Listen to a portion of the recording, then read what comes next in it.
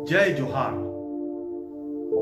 आजादी के ये सुबेरा माँ आप समल्ला में हाथ जोड़ के प्रणाम करत हूं। ये आजादी हमन ला फोकट में नहीं मिले हावे। एकर पाछू कतको पुरखा मन के लहू और पसीना बहाए हावे। हमर देश के स्वतंत्रता संग्राम सेनानी मन के प्राण के कीमत में ये आजादी हमन ला मिले हावे। और हमन सुखभाग हावन कि हमन स्वतंत्र भारत में पैदा होए हवन। गुलामी के दुख दर्द ला नहीं जाना। फिर अब हमर जिम्मेदारी हावे कि हमर देश भारत ला और ओकर संप्रभुता ला बनाए रखत उन्नति के वो शिखर में हमन पहुंचावन जी हाँ आज तक ले कोनो देश सोचा विचारी घलोक नहीं करे हुई। आज आजादी के वर्षगांठ के पहली संख्या में हमर छत्तीसगढ़ राज्य के आजादी में योगदान के सूरता करता। छत्तीसगढ़ में स्वतंत्रता आंदोलन की शुरुआत 1857 से होती है। छत्तीसगढ़ में स्वतंत्रता आंदोलन का अपना एक गौरवशाली इतिहास रहा है और भारत की आजादी में छत्तीसगढ़ की महत्वपूर्ण भूमिका रही है। सन 1857 के पहले स्वतंत्रता आंदोलन से लेकर 1947 के आजादी तक यहाँ भी अंग्रेजों के खिलाफ लगातार संघर्षों का दौर चलता रहा है। आदिवासियों ने तो इससे पहले ही अंग्रेजों के खिलाफ विद्रोह का बिगुल फूंक दिया था। छत्तीसगढ़ भी भारतीय स्वतंत्रता आंदोलन की अनगिनत इतिहास को समेटे हुआ है। प्रदेश में स्वतंत्रता आंदोलन की शुरुआत 1857 की पहली क्रांति के साथ हुआ, लेकिन छत्तीसगढ़ में अंग्रेजों के खिलाफ बस्तर के आदिवासियों ने इससे पहले ही बिगुल फूंक दिया था। सन 1818 में अबूझमाड़ इलाके में गैंद सिंह के नेतृत्व में आदिवासियों ने अंग्रेजों के खिलाफ सबसे पहले विद्रोह का बिगुल फूंका था। हालांकि इस आंदोलन को स्वतंत्रता आंदोलन की शुरुआत नहीं माना जाता। 1857 से छत्तीसगढ़ में स्वतंत्रता आंदोलन का आगाज होता है। सोन खान के जमींदार शहीद वीर नारायण सिंह ने 1857 में ब्रिटिश शासन के खिलाफ विद्रोह का ऐलान किया था। 1856 में छत्तीसगढ़ में भीषण अकाल पड़ा। इसी दौरान सोना खान इलाके के जमींदार वीर नारायण सिंह ने साहूकारों से अनाज लूटकर उसे गरीबों में बांट दिया और जमाखोरों ने इसकी शिकायत ब्रिटिश शासन से कर दी। ब्रिटिश शासन ने वीर नारायण सिंह के खिलाफ मुकदमा दर्ज कर उसे गिरफ्तार कर लिया, लेकिन अंग्रेज अधिक दिनों तक वीर नारायण सिंह को कैद नहीं रख सके और वे अंग्रेजों की कैद से फरार हो गए। इसके बाद वीर नारायण ने अंग्रेजों के खिलाफ सैन्य दल बनाया। 1857 में सैन्य दल बनते ही वीर नारायण ने अंग्रेजी हुकूमत पर हमला बोल दिया, लेकिन कुछ बेईमान जमींदारों की मदद से अंग्रेजों ने वीर नारायण को फिर से गिरफ्तार कर लिया और फिर 10 दिसंबर 1857 को अंग्रेजों ने रायपुर के वर्तमान जय स्तंभ चौक पर फांसी दे दी थी। इसके बाद सन 1858 में रायपुर में फौजी छावनी विद्रोह हुआ। वीर नारायण सिंह की शहादत ने ब्रिटिश शासन में कार्य कर रहे सैनिक हनुमान सिंह में विद्रोह का भाव जगा दिया। 1858 में उन्होंने अपने 2 साथियों के साथ मिलकर ब्रिटिश हुकूमत के एक रेजिमेंट अधिकारी की हत्या कर दी थी। 6 घंटे तक विद्रोही सैनिकों और ब्रिटिश शासन के बीच संघर्ष चलता रहा। अंग्रेजी हुकूमत हनुमान सिंह को तो नहीं पकड़ पाई, लेकिन उनके 17 साथी सैनिकों को गिरफ्तार कर लिया गया और उन्हें फांसी दे दी गई। हालांकि कुछ लोगों का यह भी मानना है कि अंग्रेजों ने वर्तमान पुलिस मैदान जो अंग्रेज शासन काल में छावनी था वहां विद्रोही सैनिकों को तोप से उड़ा दिया था।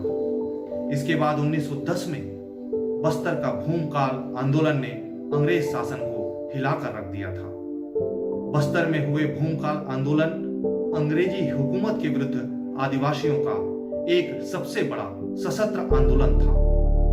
बस्तर में लाल कालेन सिंह और रानी सुमिरन कुंवर ने अंग्रेजों के अत्याचार के खिलाफ विद्रोह का ऐलान किया। इस विद्रोह का सेनापति गुंडाधुर को चुना गया था। उन विद्रोहों के साथ साथ छत्तीसगढ़ के अंदर देश में चल रहे अन्य कई आंदोलनों और सत्याग्रह का प्रभाव भी विशेष रूप से पड़ा था। खास तौर पर तिलक और गांधी जी का प्रभाव छत्तीसगढ़ के आंदोलन में विशेष रूप से रहा है। छत्तीसगढ़ में खास तौर पर 1920 में धमतरी का कंडेल नहर जल सत्याग्रह अहम रहा है। धमतरी जिले के छोटे से गांव कंडेल के किसानों ने अंग्रेजी शासन के तुगलकी फरमान के विरुद्ध जल सत्याग्रह किया था। इस सत्याग्रह से अभिभूत होकर गांधी जी 21 दिसंबर 1920 को धमतरी में किसानों के आंदोलन में शामिल होने पहुंचे थे। 1933 में गांधी जी का दोबारा छत्तीसगढ़ आगमन हुआ था और उनके आने से छत्तीसगढ़ में चलाए जा रहे आंदोलन को और बल मिला। इसके बाद व्यक्तिगत सत्याग्रह, रायपुर का षड्यंत्र कांड और अंग्रेजों भारत छोड़ो आंदोलन का प्रदेश में प्रमुखता से संचालन होता रहा। 1942 में जब अंग्रेजों भारत छोड़ो आंदोलन का आह्वान किया गया, तब पूरा छत्तीसगढ़ अंग्रेजी हुकूमत के खिलाफ एक हो गया और देश के आजाद होने तक आंदोलन जारी रहा। देश की आजादी में छत्तीसगढ़ की धरती भी स्वतंत्रता आंदोलन की रणभूमि रही। यहाँ हिंसात्मक आंदोलन के साथ अहिंसात्मक आंदोलन के अनेक संघर्षों के दौर चलते रहे हैं। राष्ट्रीय आंदोलन में छत्तीसगढ़ के पूर्व स्वतंत्रता संग्राम सेनानियों के साथ ही यहाँ की अनेकों महिलाओं ने भी बराबरी से हिस्सा लिया।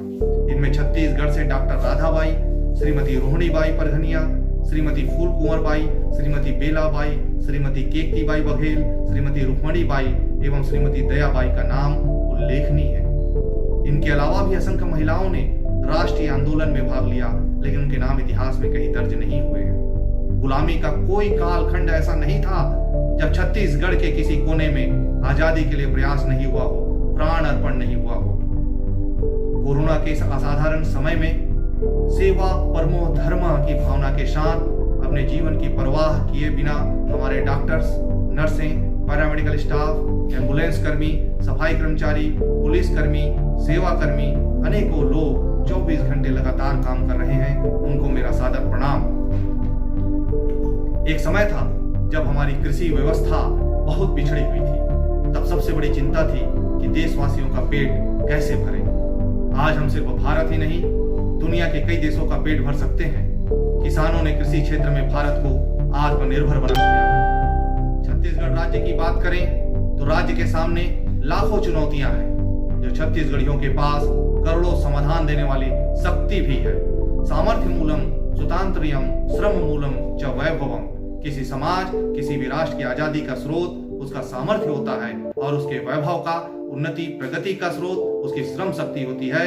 आजादी के इस पावन पर्व पर ऐसे श्रमवीरों को मेरा नमन। हमारे छत्तीसगढ़ का सामान्य नागरिक चाहे शहर में रह रहा हो या गांव में, उसकी मेहनत, उसके परिश्रम का कोई मुकाबला नहीं है।